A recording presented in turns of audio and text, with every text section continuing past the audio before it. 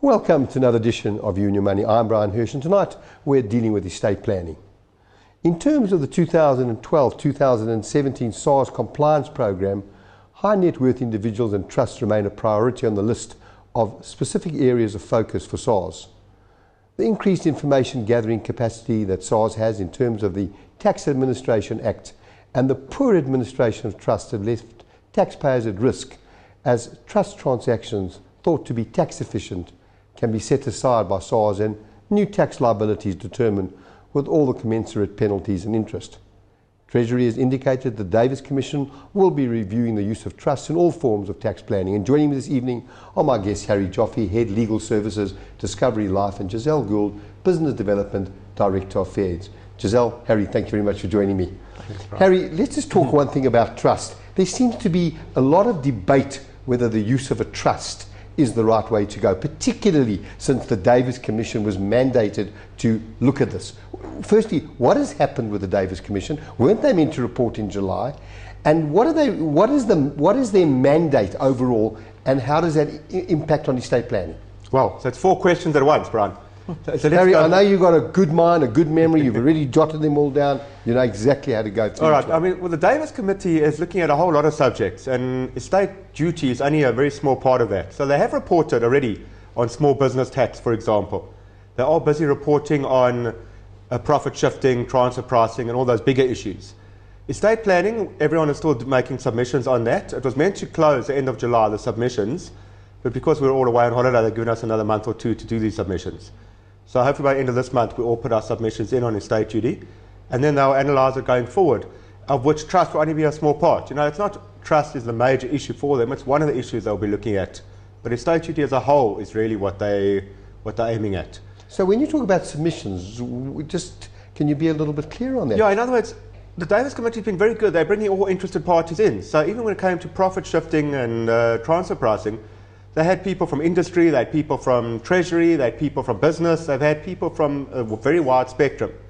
So they're not just taking one proposal forward and acting on it. They're really getting a wide range of opinion, and then they're going to bring forward their own suggestions.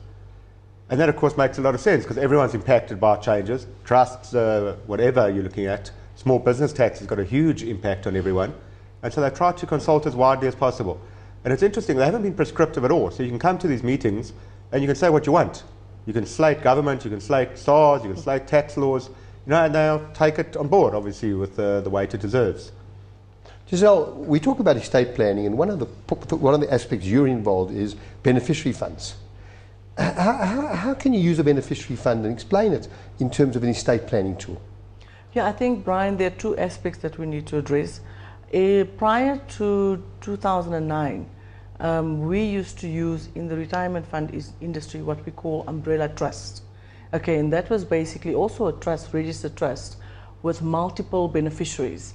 That was when the Pension Fund Act allowed children's monies to be placed in an umbrella trust. Okay, so that's the one part where we talk about estate planning and how that can be used, because those are still in existence.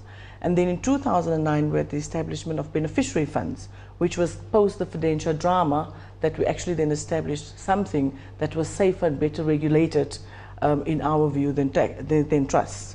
So that is where we have beneficiary funds, and the advantages of beneficiary funds is the fact that any monies being paid into it would be tax-free in the fund, and also when that account is closed would then be paid out tax-free. So basically beneficiary funds can accept any employment benefits for a particular person who's passed away. Okay, so whatever that is, no matter what the source of it, as long as it's related to your employment, it can be paid in there for the benefit of your dependents. Joe, why don't more people know about this? Well, I wish I could ask retirement fund trustees to do their job a little bit better, because that is where we have the problem that we do not believe that the communication goes out sufficiently. For instance, most people of the public don't know that beneficiary funds exist. It's hardly on nomination forms in the industry, so it's crucial to get it on there, and it's crucial for people to understand. I mean, we live in a society where we have a lot of single households, single parent households, which means a lot of people that may die in service actually don't know that this vehicle exists, and they could use it as part of their estate planning, because often also in our lower LSMs, often what the employment proceeds are the bigger portion of what they would have in their estate. Sorry, Bryan, I'd like to just bring up an interesting point from what Giselle's saying, that we have it in the life industry as well. We have a single parent and a minor beneficiary and a pure life policy. And the question becomes, who do they make the beneficiary of their policy? And I can't tell you how often I see that they make the minor child the beneficiary of the policy. And the terrible thing is, the insurance companies have got the right in law to actually pay that minor child, because a life insurance policy isn't part of their estate in terms of the Administration of the Estates Act. So that law that we can't pay a child doesn't apply.